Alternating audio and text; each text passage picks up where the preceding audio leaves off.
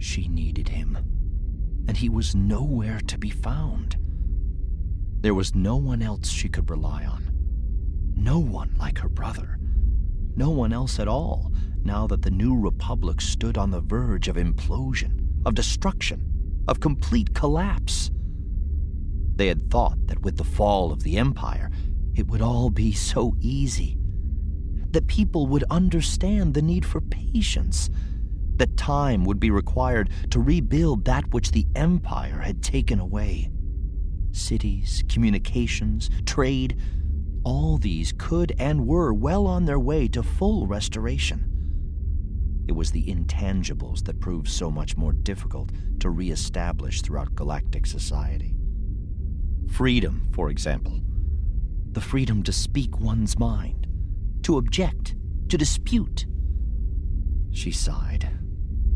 Those who had led the rebellion had underestimated the deeply buried desire of far too large a proportion of the population who simply preferred to be told what to do.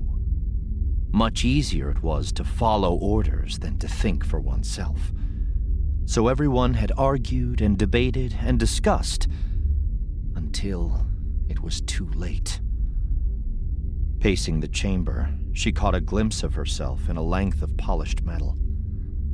She knew she looked tired. Sometimes she wished she had been born a commoner, an ordinary citizen, instead of planetary royalty. Such thoughts led her inevitably to memories of Alderaan, her home world, now many years gone, reduced to ashes. And her own father had been a party to it. It was a legacy she could not escape. She could not let something like that happen again. To any other world, to any other people. It was her responsibility, and the weight of it was heavy. Too heavy? Easier if she had help. The kind of help only her brother was capable of providing. If he wasn't dead. No, surely not. Wherever he was, if he had passed on, she would have sensed his demise.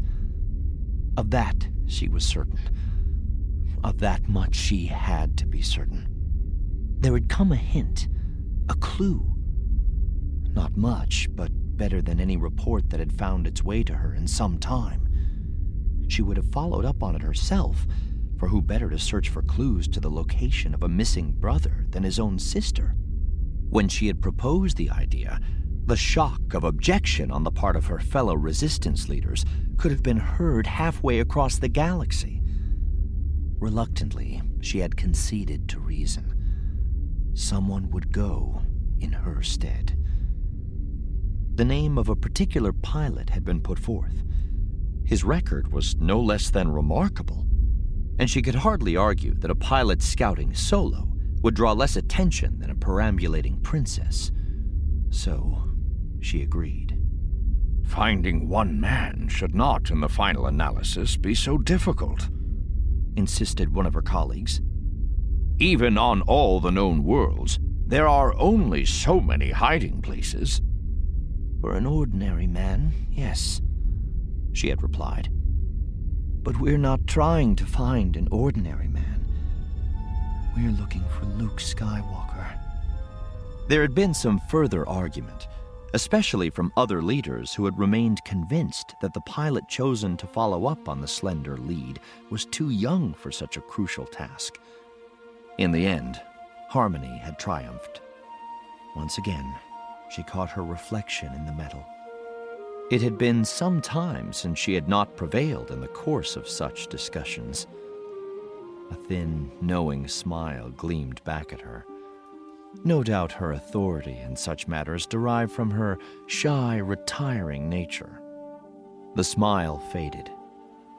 No time for sardonic reflection now, she told herself. No time for extended, lengthy discussion. Times were desperate.